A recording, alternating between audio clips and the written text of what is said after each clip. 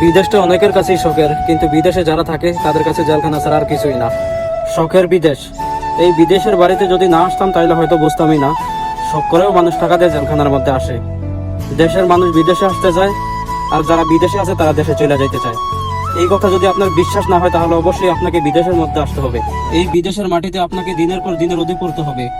অচেনা ভাষা, অচেনা মানুষজন, তবুও প্রতিদিন আপনাকে লড়াই করতে হবে, পরিশ্রম করতে হবে পরিবারের মুখে এক চিন্তা হাসি ফোটানোর জন্য। বিদেশটা কেমন জানা বাইরে থেকে চাকচিক্য মনে হয়, কিন্তু যারা বিদেশে আসে, যারা প্রবাসের মাটির মধ্যে এখন আছে, এদের কাছে বিদেশটা আসলে জেলখানা।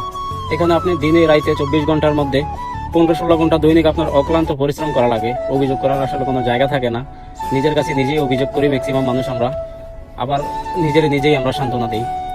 বিদেশটা আসলে কষ্টের জায়গা, পরিশ্রমের জায়গা। যেহেতু আমি একজন সৌদি প্রবাসী, সৌদি আরবের গরমের সম্পর্কে তো অনেকেরই জানা। আর যেহেতু আমরা নিজেরা ফেস করতেছি দৈনন্দিন জীবনে, আর সকাল থেকে বিকাল পর্যন্ত গরমেই ম্যাক্সিমাম সময় করতে হয়। যদি সবকিছু বলি তাইলে হয়তো নতুন যারা বিদেশে আসতে চাইতেছে তারা হয়তো আর বিদেশে আসতে চাইবো না।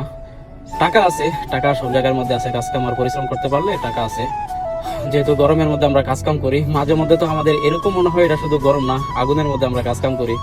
একদম গরমের ভিতরটা জয়লা পুরে একদম আঙ্গার হয়ে যায়, মাঝে মধ্যে এরকম মনে হয়। এক সময় নিজের উপর নিজেই আফসোস হয়, নিজে আফসোস করি যে একটা জীবন আবার প্রবাসী হয়ে গেলাম, প্রবাসের মাটির মধ্যে কাটাই দিতেছি। তারপরেও আলহামদুলিল্লাহ চলতেছে। এই গরমে মাঝে মধ্যে নিজের উপর নিজের রাগ হয়, তারপরেও মনে হয় যে আমি নিজে মানুষ হইতে শিখতেছি। বাস্তবতা বলতে কি এগুলো আমি শিখতেছি, বুঝতেছি। আমার মনে হয় যে প্রত্যেকটা মানুষের বিদেশ আসা দরকার, বাস্তববাদী হওয়া দরকার।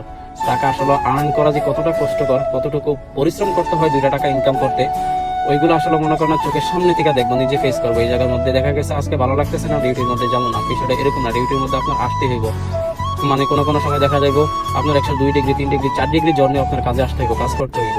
2-4-5 লাখ টাকা খরচ হইলো, মনে করেন যে বাস্তবতা শিখবো। বাস্তবতা শেখার জন্য হইলে বিদেশ আসা দরকার। করে বিদেশের বাড়ির মধ্যে আসছিলাম অনেক টাকা ইনকাম করবো, দেন পাশাপাশি উন্নত একটা জীবন লিড করবো।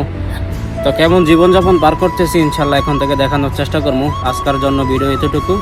আল্লাহ হাফেজ, সবাই ভালো থাকবে।